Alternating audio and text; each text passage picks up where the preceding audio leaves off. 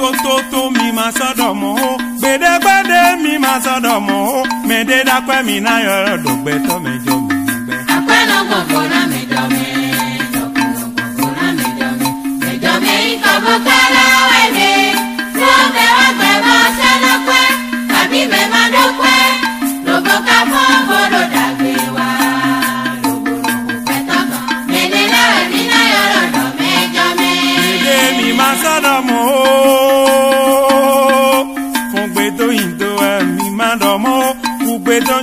Mi ma domo, me de da kwe mi na yolo dogbe to me jo me aniwe. Akweno gbogbo na me jo me, dokuno gbogbo na me jo me ikobo kala wede, so me wa gbe mo se lo kwe, abi me ma do kwe, lobo ka fo bodo dagbe wa, lobo lobo petoko, me de la mi na yolo do me jo me. Me de le wa gbe bo se na kwe. Medele wa kebo mauna.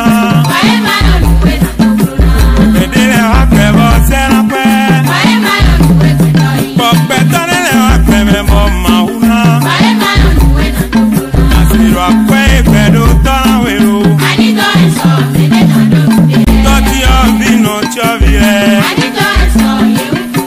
Iye tojo to wono jodo. Me mando medele ro.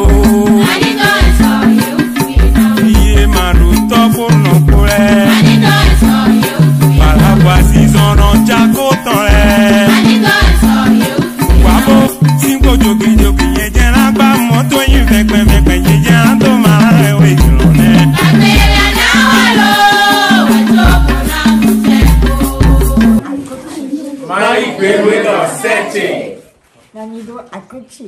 Mai gbegbe to ye ime. Nanido akochi. Mai gbegbe lo bebe ju.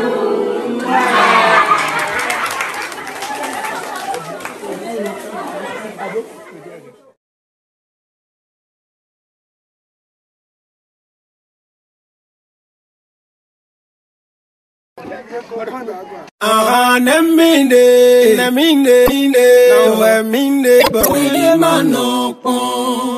Now I mean the manopon. Écoute ça, Anaconta, Chanska. Taou, Bamileton, Thierry Gansay. Taou, Rissa. Jacques Colimon, le président des Jacques. Bamileton.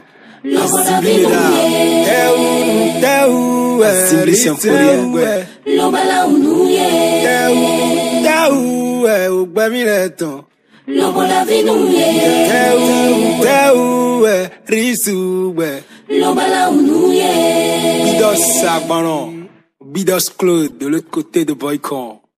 Écoute ça, Dibista. Nena wak bon jeje, ma vie à ma manie. Awo sete kwiwa bale nu mi badole. Boa kongu doton we wana. Tu l'as voulu, bedo monu, le momi boya vi. Le ajolo peto kamo boya bi se boya ponde de. Juste te ko jafi de boye momi o mele no javi aji.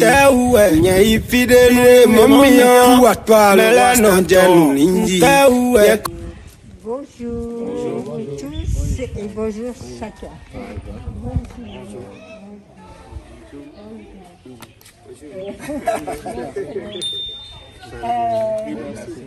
Soyez les bienvenus. Les enfants vont vous accueillir puisque vous êtes venus plus pour les enfants que pour nous. Mais de tout cœur, merci infiniment. Parce que ça nous fait vraiment une joie toute particulière de voir des Béninois, des, comment on dit, des Agbonois, ou je ne sais pas comment on dit, et des Aboméens. Et en plus, je crois, des artistes. Alors, ça touche vraiment beaucoup notre cœur. Merci. J'espère que les enfants vous donneront aussi. Koja fide boy mommy pombo meleno javi aji ye fide boy mommy o e pon meleno be avia fofo akokade khode fofo egbede chekoli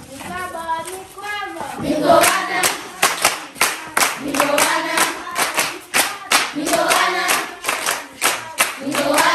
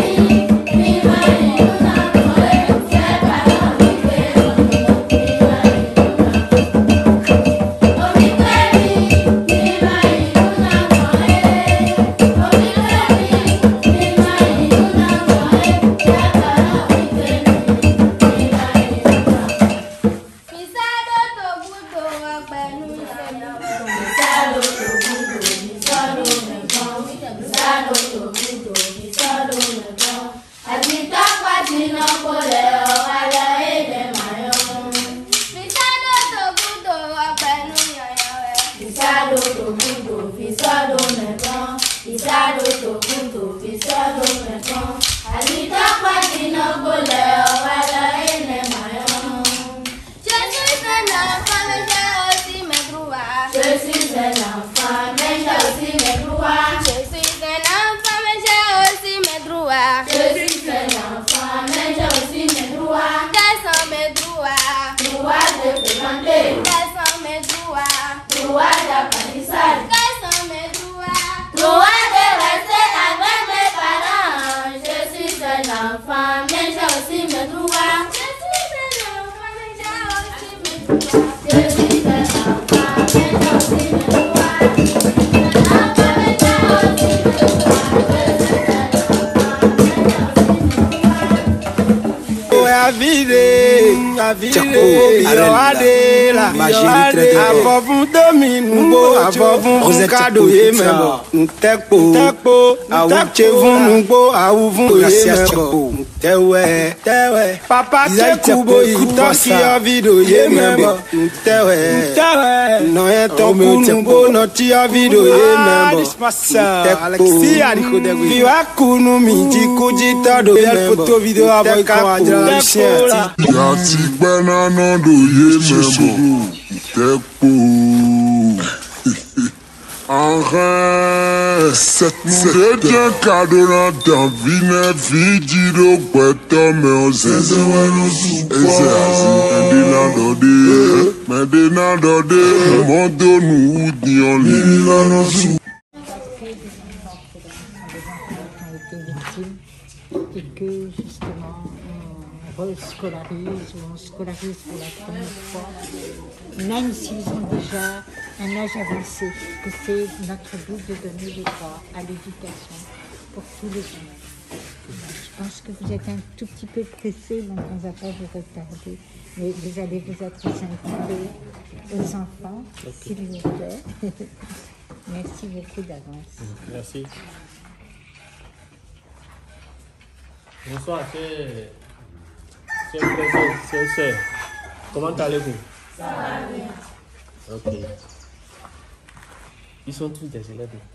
Non, il y en a qui ont déjà fini leur CEP, leur certificat, et qui sont en formation professionnelle. Parce que leur âge, nous on ne fait pas le collège ici, l'âge est un peu trop avancé. Okay. Et donc ils ont leur CEP, après ils continuent pour avoir leur certificat de qualification des métiers.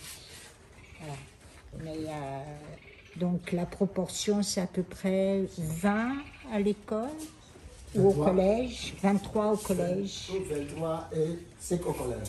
Les 5 au collège. Okay. Dont 5 au collège. Oui, 5 au collège. Dont 5 au collège. Okay. Voilà.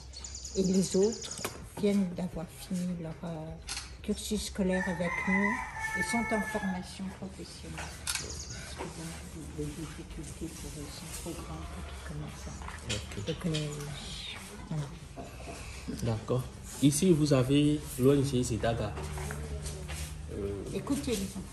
Vous avez l'ONG Zedaga, une ONG qui est surtout connue sur le plan culturel dans la promotion des panégyriques.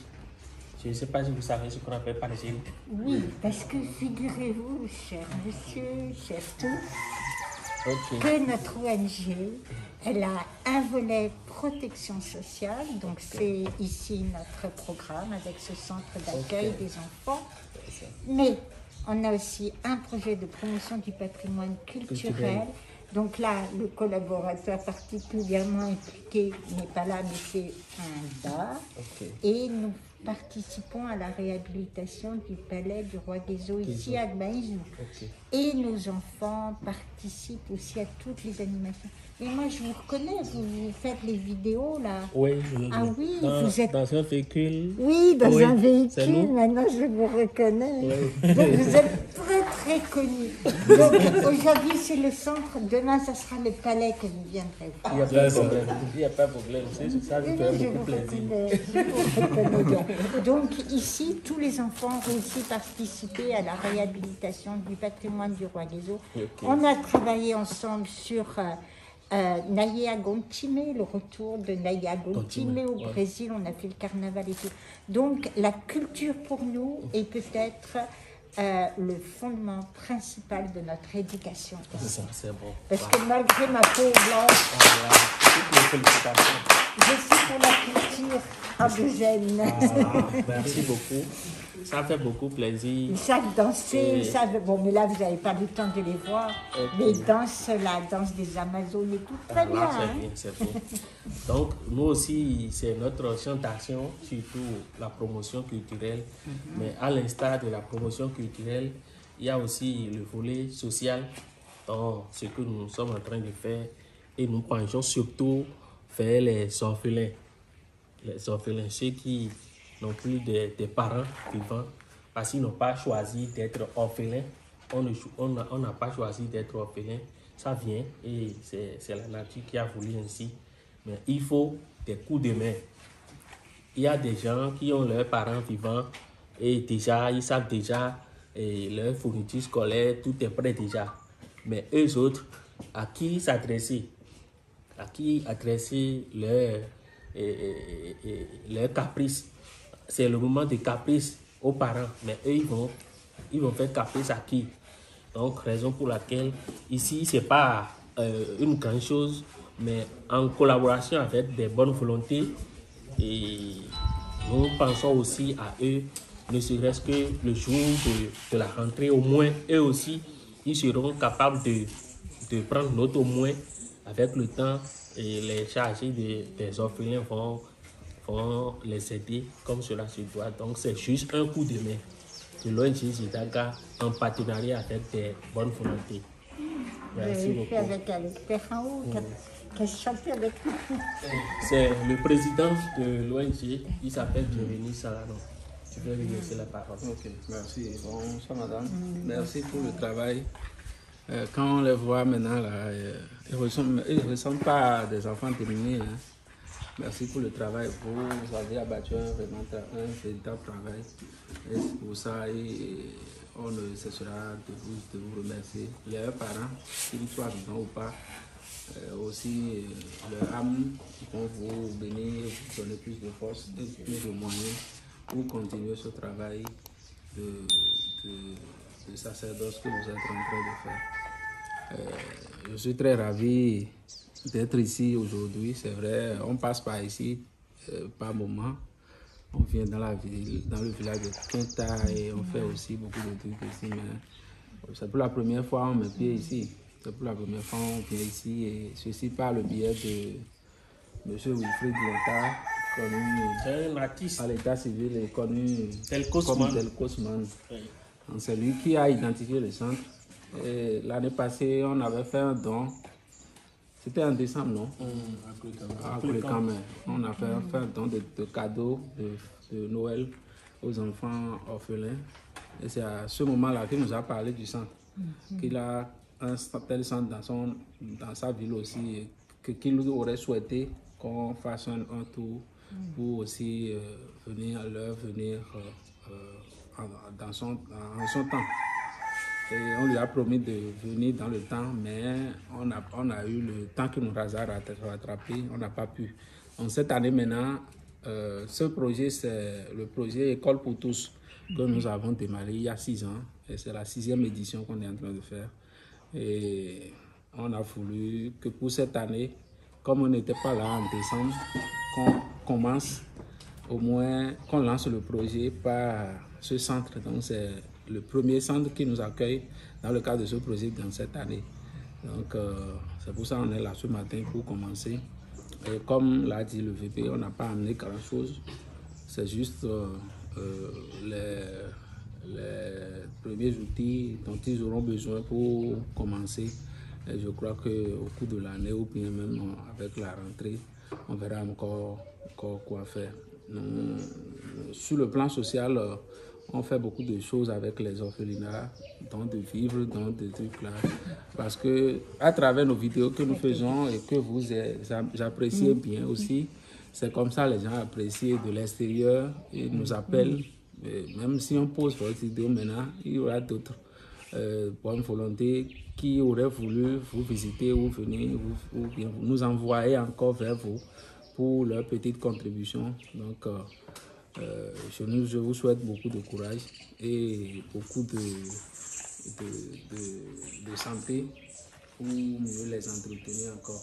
Donc, sans plus tarder, on ne va pas tergiverser la parole. Je ne sais pas si vous avez quelque chose à ajouter. À côté à gauche, vous avez M. David Doha. Il est le coordonnateur zone nord de l'ONG SEDAGA. Donc, c'est l'équipe qui est là ce matin. Et d'autres centres nous accueillent encore vers 15h. Nous allons commencer le don. La remise, j'allais dire. Nous allons commencer la remise. On commence par où? Ou bien vous avez quelque chose à placer avant qu'on commence? Non, que je pense qu'on peut vous applaudir depuis notre... Je ne sais pas si vous avez tout entendu, les enfants, mais moi je ne suis pas tout le temps sur mon portable, mais pourtant, je les ai vus. Hein? C'est vrai que, bon, je pense qu'ils parlent en fond, mais quand même, ça a attiré mes oreilles.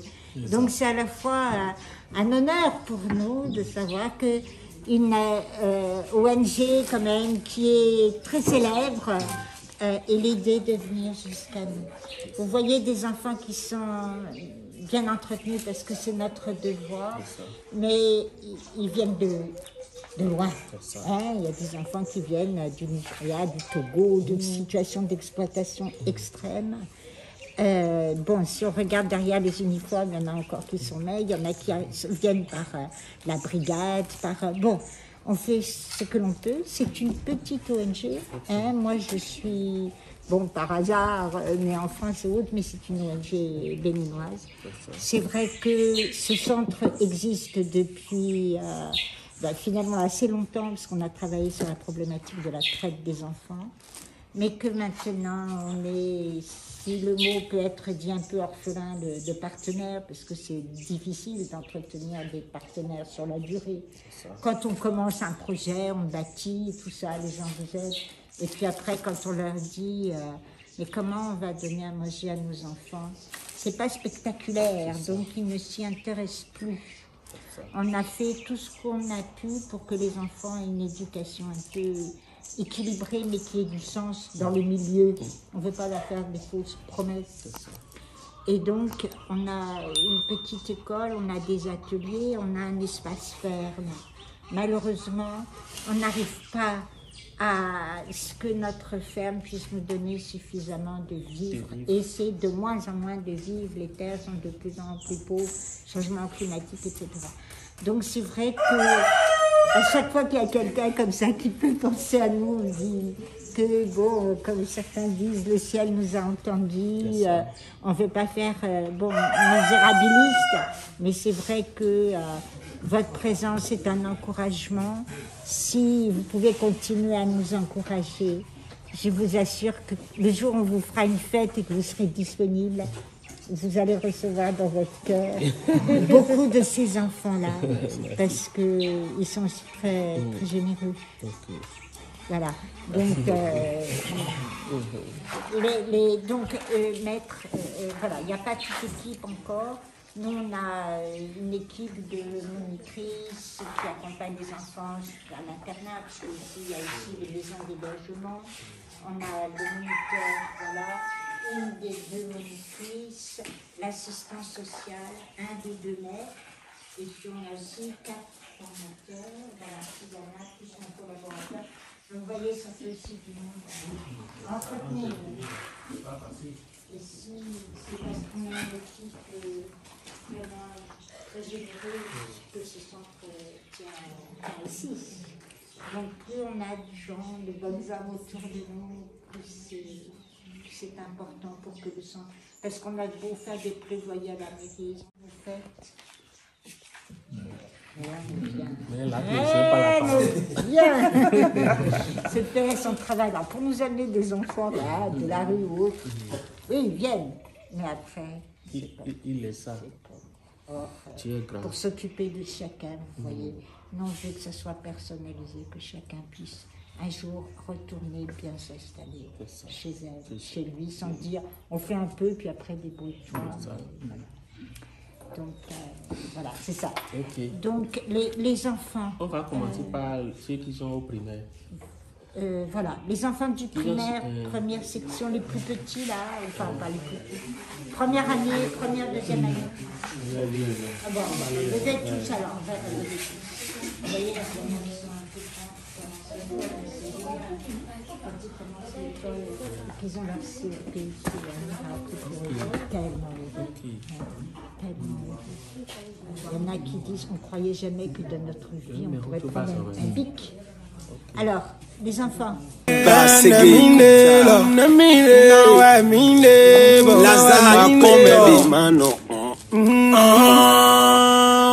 Medadensi iya cheutu midra midavia asil chada son cheutu midra minodavia konya eutu midra minodavia nieton utu midra minkaravia matoba iya cheutu arume bonu po Pourquoi dominer mi jodo abidobo mi kola ngbe bi ode nu mewan ti egbe figabo da fi kunu fi no ponjo aha neminde awa minde na minde bede mono kon Bel Junior le maximum, écoute ça, Willy Richard Likhonou. Floteka, Florent Randesi. Dodo Avido. Soka, so. Kebo. Kebo. Jodo.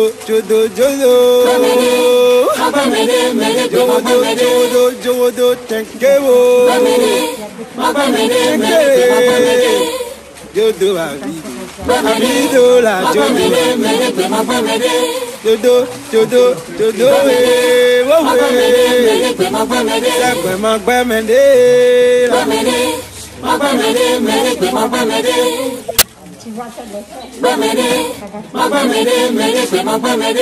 ouais, tu es bon, Thierry Ganser.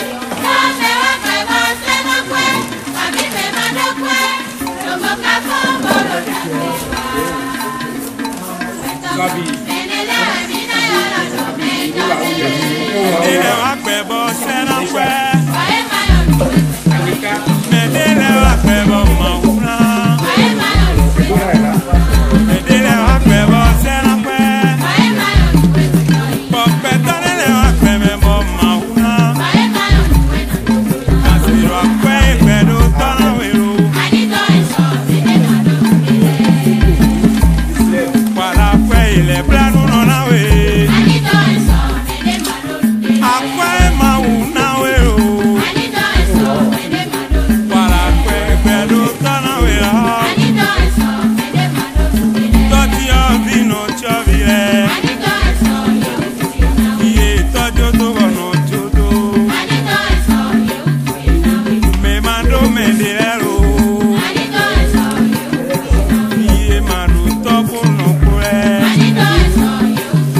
Voici son nom, Tchako Tonle.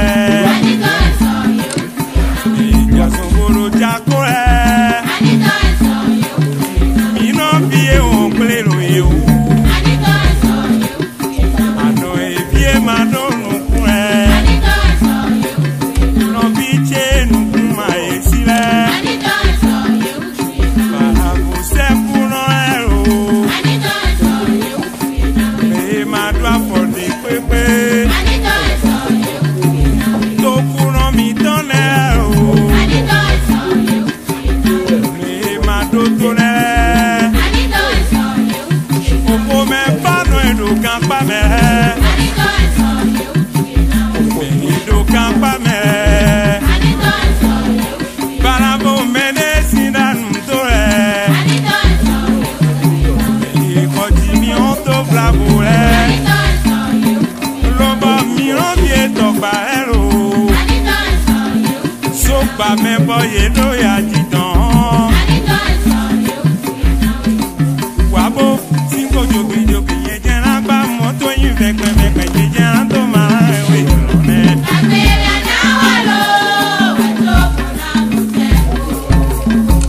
Singo jogi jogi ye jena ba moto yin vekwe vekwe je jena to ma ewe lone.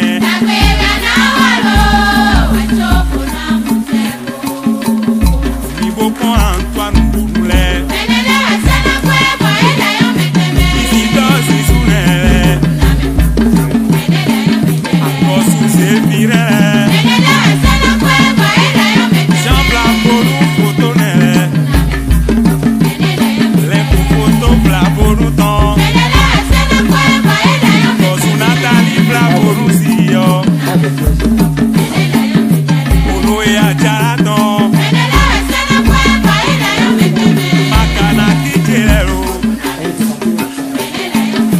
Baru Serafene. Wanura Ourule. Julien Bobby Essi. Mwaku Makaraki. Atuke Makaraki Tele. Mwameme. Honorable Malé Rosu. Yakubu Malé Rosu Tele. Alaji Lisa Sifuseni. Alaji Akra Tondo Mde. Akemo Ejenule. Kekere Miule.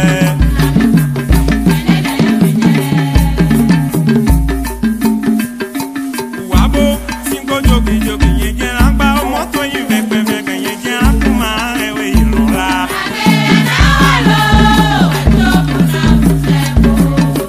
Ngoro singo jogi jogi ye jena gba moto yin vekwe vekwe ye jena kuma ewe ilola.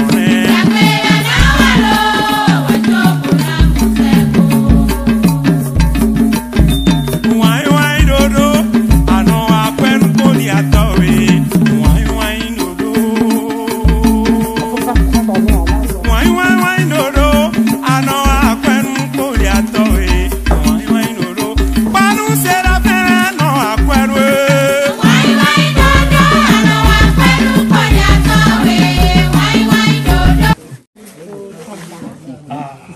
Ah bah oui, du coup de Tamba. Voilà. Les coups d'assaut. Les coups d'assaut. Voilà. Les coups d'Ali.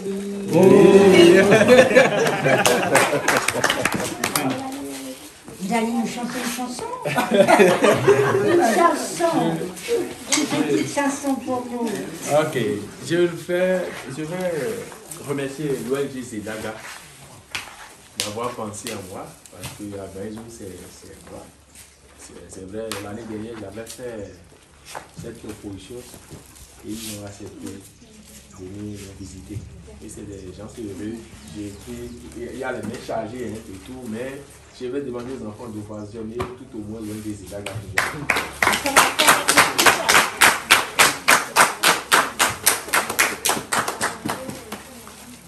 Tenu miro mauna lego gigideji Onije Zedaga eno tenu miro Akuno pero tonale ko gigideji do ino amende suno zochubo alibo toro kupena ekosuro ino amende suno zochubo alibo toro kupena me ena tenu miero mauna ona nye puina no wesunji tegbe akoma na kwebine ekona do kapoe nyero na inukoge ekona no wesunji tegbe akoma na kwebine ekona do kapoe nyero na inukoge kokalo papi esele akomi mede mano susu amwe kuna sinu ne ubuntu na tombe mi ebesume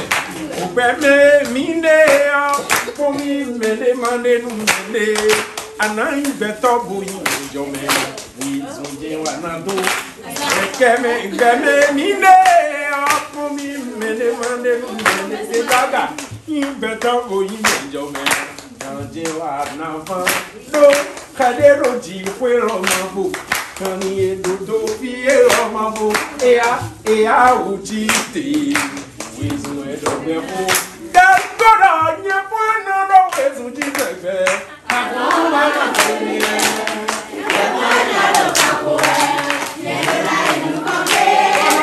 Misa saliji ndo gbagba muna osewe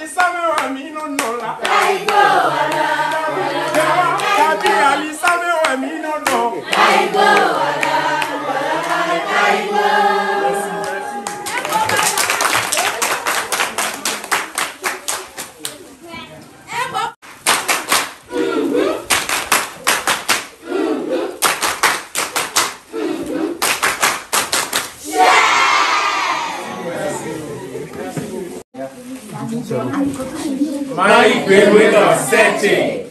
Nanido Akochi. My Bedweto, amen.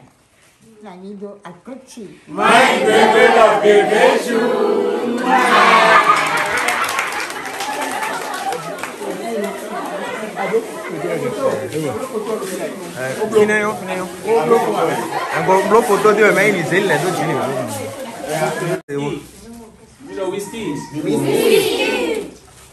Champagne.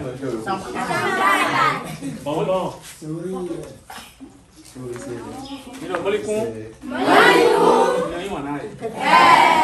C'est pas pareil. C'est pas pareil. Esto que foi. Edo se já capou esto que foi a mim minha toia.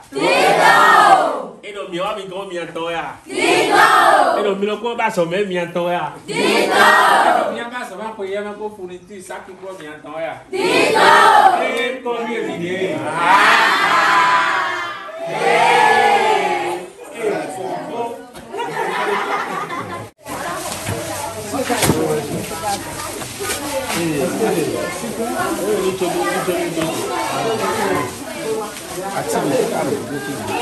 Thank you.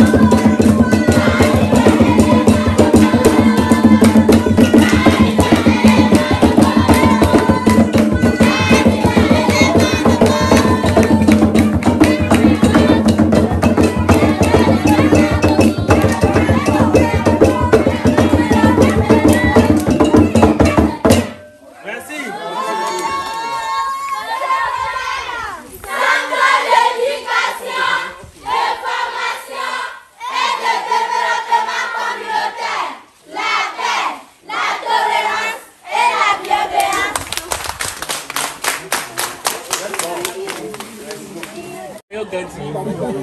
Merci.